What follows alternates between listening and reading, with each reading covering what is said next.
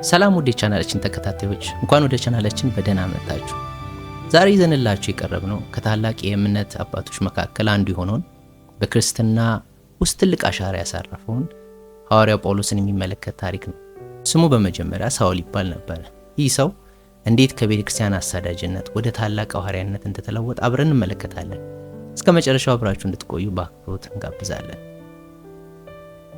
ጳውሎስ የተወለደው በትንሿ እስያ በዛሬቱ ቱርክ በምትገኘው በጠርሴስ ከተማ ነው። የሮም ዜግነት የነበረው ዕብራይስጥ አቀላጥፎ የሚናገር ከቢንያም ወገን የሆነ እስራኤላዊ ነበር። በዘመኑ ከታላቁ የሕግ መምህር አንዱ ከነበረው ከገማልያ እግር ስር ተቀምጦ ኦሪትንና የፈሪሳውያንን ትምህርት በጥልቀት የተማረ ነበረ።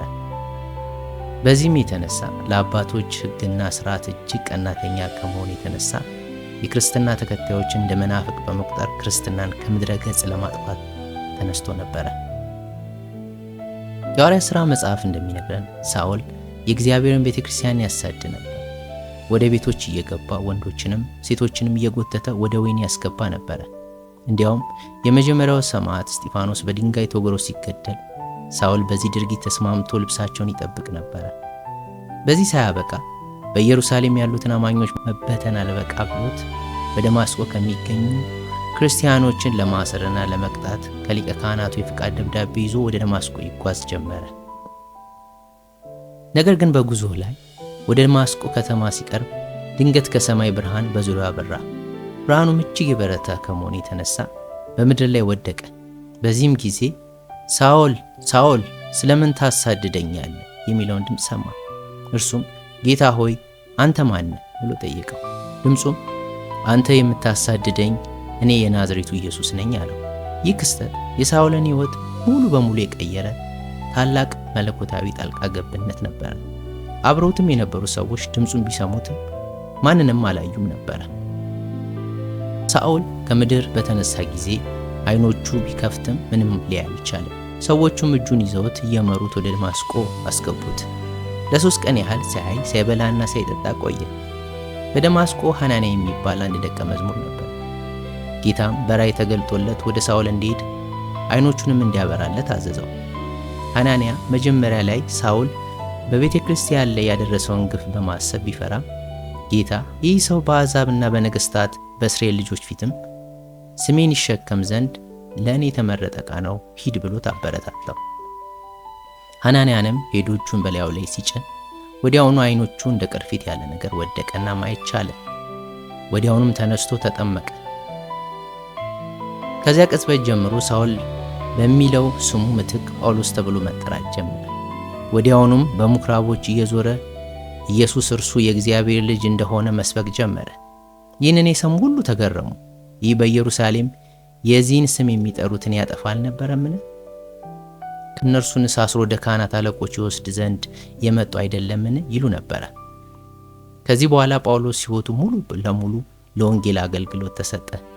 የጌታንም ስም ለአሕዛብ ለመመስከር በተለያዩ ጊዜ 3 ታላላቃዊ ሚስዮናዊ ጉዞዎችን አድርጓል። በመጀመሪያው ጉዞ ከበርናባስ ጋር በመሆን ወደ ቆጵሮስ በትንሿ እስያ ወደሚገኘው ከተሞች ተጉዟል። ሁለተኛው ጉዞ ከሲላስ ጋር በመሆን በመቄዶንያ በግሪክ ወንጌልን ሰብኳል። በፊልጵስዩስ፣ በተሰሎንቄ፣ በአቴናና በቆሮንጦስ አብያተ ክርስቲያናት ተክሏል። በሶስተኛው ጉዞ ደግሞ ኤፌሶን ለረጅም ጊዜ በማስተማር አሳልፏል። ጳውሎስ በአገልግሎቱ ዘመን ብዙ መከራ፣ ስደት ደርሶበታል።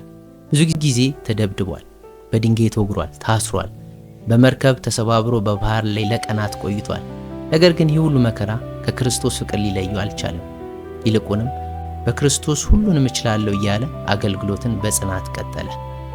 ከአገልግሎቱ ጎን ለጎን ጳውሎስ ለአዲስ ኪዳን መጽሐፍ ትልቅ አስተዋጽኦ አድርጓል። በአዲስ ኪዳን ውስጥ የሚገኙ 27 መጽሐፍት መካከል 12ቱን የጻፈው እርሱ ነው።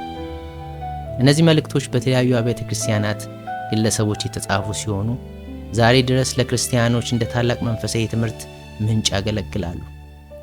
የሮሜ፣ የቆሮንጦስ፣ የገላትያ፣ የኤፌሶን ሌሎች መልእክቶች ስለ ድህነት፣ ስለ ጸጋ፣ ስለ እምነት፣ ስለ ክርስቲያናዊ አኗኗር በጥልቅ ያስተምራሉ። በመጨረሻ ጳውሎስ በሮም ከተማ በእምነቱ ምክንያት በሰማዕትነት እንዳለፈ የቤተ ክርስቲያን ታሪክ ይነግረናል። ንጉሥ ኔሮን በነገሰበት ዘመን በስብከቱ ምክንያት ተይዞ ከታሰረ በኋላ አንገቱ ተቀልቶ እንደተገደለ ይታመናል። ጳውሎስ ከመሞቱ በፊት ለልጁ ለጢሞቴዎስ በጻፈው የመጨረሻ መልእክቱ ላይ እኔ አሁን ልሰዋ ነው፣ የሚሄድበት ጊዜ ደርሷል፣ መልካሙን ገድል ተጋድያለሁ፣ ሩጫውንም ጨርሻለሁ፣ ሃይማኖትንም ጠብቄያለሁ ማለት የሕይወት ዘመኑን አገልግሎት በድል አድራጊነት ገልጿል። የሐዋርያው ጳውሎስ ታሪክ አንድ ሰው በክርስቶስ ሲለወጥ ምን ያህል ታላቅ ሥራ መስራት እንደሚችል የሚያሳይ ያው ምስክር ነው። ከአሳዳጅነት ወደ ሰባኪነት፣ ከሕግ ሰው ወደ ጸጋ ሐዋርያትነት የተደረገውን ጉዞ ለእያንዳንዳችን ትልቅና ተስፋ መነሳሳት ይሰጠናል። የእርሱ ጽናት፣ ለእውነት የነበረው ፍቅርና ለመከራ ያልተንበረከከበትን መንፈሱን ለሁላችንም አርአያ ነው። ስለተከታተላችሁን ከልብ እናመሰግናለን። የዛሬው ታሪክ እንደተመቻችሁና አስተማሪ ሆኖ እንዳገኛችሁ ተስፋ እናደርጋለን። በቀጣይ በሌላ አስተማሪ ታሪክ እስከምንገናኝ ድረስ ሰላም ሁኑ። ቻናላችንን ሳብስክራይብ በማድረግ የደወሏን ምልክቷን በመጫን ቤተሰብ ይሁኑ። ቪዲዮውን ከወደዳችሁት ላይክ፣ ሼር ማድረግ አትርሱ። እናመሰግናለን።